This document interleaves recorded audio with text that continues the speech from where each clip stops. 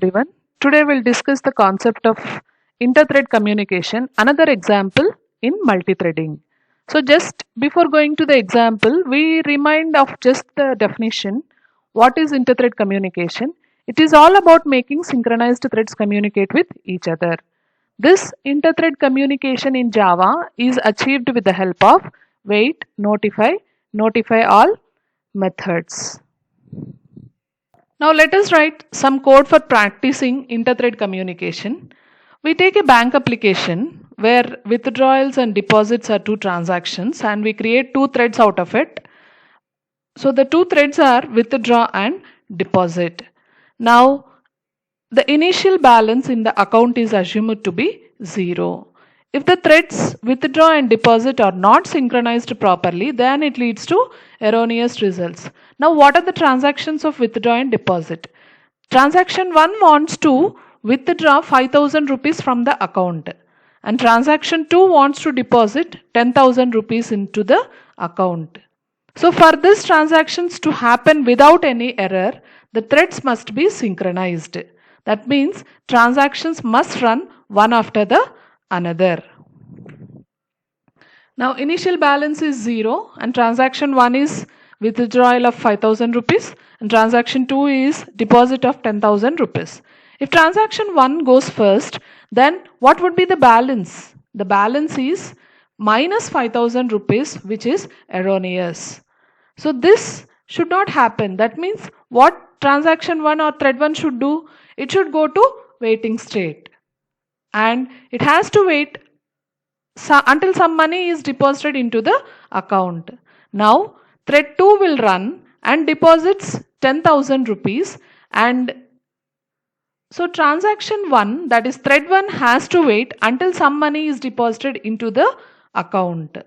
Now if another transaction which is withdrawal has come into picture, it should also wait in the waiting pool until some amount is deposited into the account. So all the threads of withdrawals, they go to the waiting state in waiting pool. Now thread 2 will run and deposits 10,000 rupees and notifies all the waiting threads in the waiting pool on this account. Let's put this entire thing in code. Now before writing the code, we'll use the concept of anonymous classes in our code. So we first understand what would be the code without anonymous classes and what is the code with anonymous classes. Without anonymous classes, I write a class A. That means I'm naming the class as A, which is extending thread, and I'm running public void run in the class A. Then I write one more class, thread communication, where I write public static void main. Here I declare the object of T1 using a T1 equal to new A, and then I start the thread. This is without anonymous classes, that is we are naming the thread. The code is lengthy. See, with anonymous classes the code length will be reduced. See how? I write the main class directly, class thread communication, public static void main string args.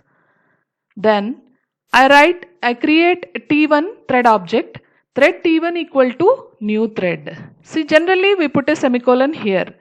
Now while we are writing with anonymous classes, after creating object, we don't put any semicolon and we start with parenthesis. And we write the remaining code, public void run.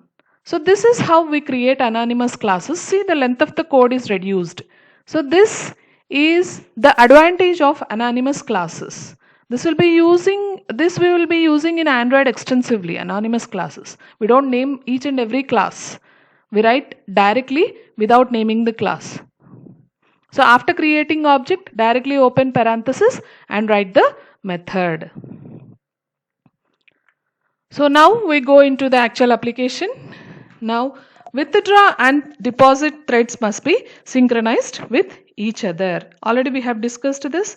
Now we create a customer class, and this is the class diagram of customer class. What are the variables used? The variables used are amount equal to 0, flag equal to 0. And what are the methods? The methods are synchronized int withdraw, int amount, then synchronized void deposit, int amount. Assume see here, both the methods are synchronized. So that means in order to happen, inter-thread communication to happen, both the methods must be synchronized with each other. That means one method should occur after another. So how wait and notify is solving this problem here?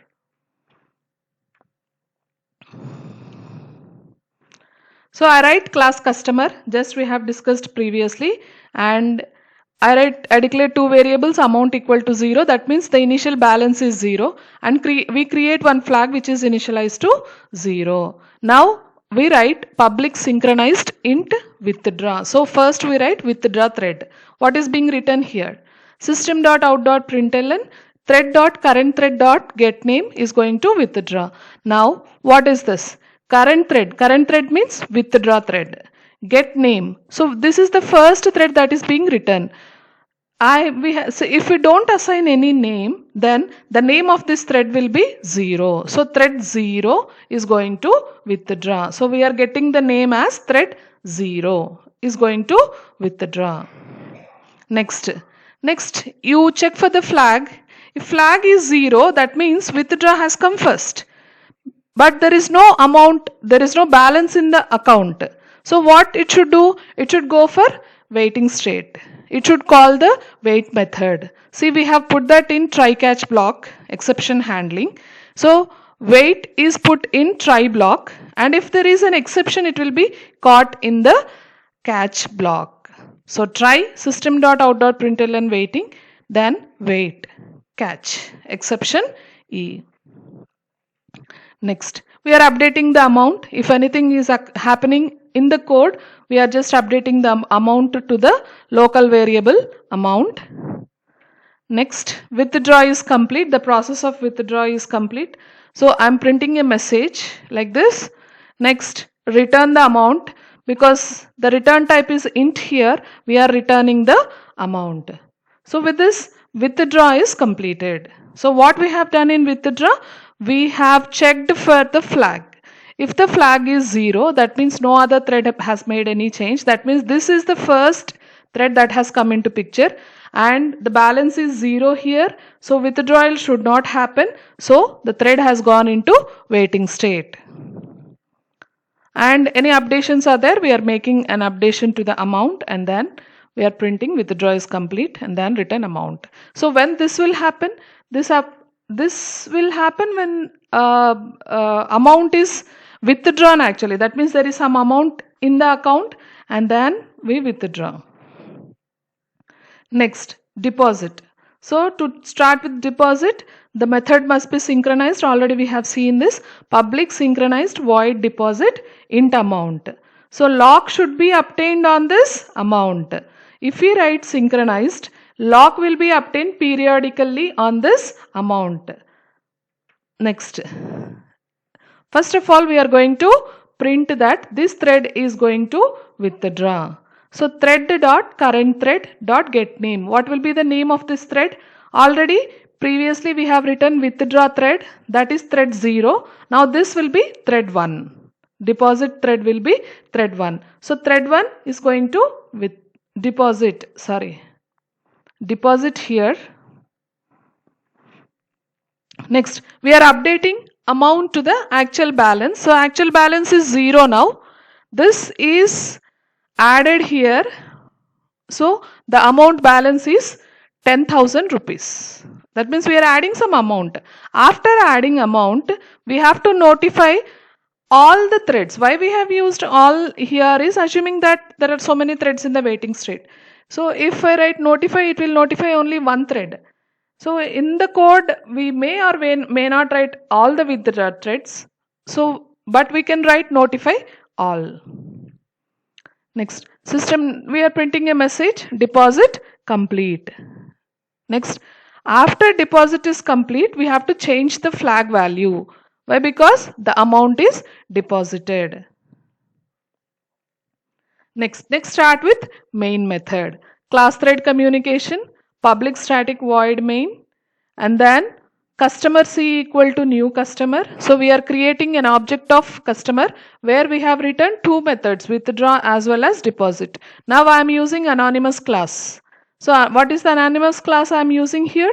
Thread T1 equal to new thread, directly I have opened and directly I have used run method, and C dot withdraw of 5000. So first we are calling withdraw method. What is the amount that needs to be logged here? The amount that needs to be logged here is 5000. So after the entire process is completed, we are printing a message here after withdraw the amount is. Next, in the same way, we have to go for deposit thread also, na? So I'm creating one more anonymous class, thread T2 equal to new thread, public void run, C dot deposit of 10,000. So we are making a deposit of 10,000 rupees. So after that, we are going to print a message after deposit amount is. So like this, we are writing inter-thread communication with the help of wait and notify, which is going to solve the problem of bank transaction. Then start both threads, T1 dot start and then T2 dot start. Then we'll go for execution. Here I have executed in the Eclipse. So this is the entire code that I have written. We have started with class customer. Okay. Then with withdraw thread. Okay. So withdraw thread, when withdraw thread is running, a lock will be obtained on int amount. Okay. So now when the lock is obtained on int amount, so it has to check for the flag. Now flag is 0 anyhow. That means there are no deposits done. When there are no deposits done, what the thread does is it releases the lock on int amount and then goes to waiting state. It then goes to waiting state. Then deposit. So what the deposit does? So lock should be acquired on int amount. So for the lock should be acquired, what we should write? We should write notify all method. When notify all is there, the amount is updated and then deposit is completed. Flag is 1 now. Right? So like this wait and notify is useful for solving the problem of inter-thread communication synchronization. Right? Now I execute and I see that, see here thread 0, right? When you don't name any thread, it's the name of the thread starts with 0. So thread 0 is going to withdraw. Now because there is no balance, it goes to waiting state. Now thread 1 is going to deposit. This is deposit, sorry. It is written as withdraw. This is going to, thread 1 is going to deposit. Then deposit complete. After deposit, the amount is 10,000 rupees. Now withdraw happens now because this thread notifies all the other threads. Now all the other threads, the first thread will acquire the lock. So now withdraw is completed. After withdraw, the amount is 5,000 rupees. So like this, with the help of synchronization and with the help of wait and notify all API, the problem of inter-thread communication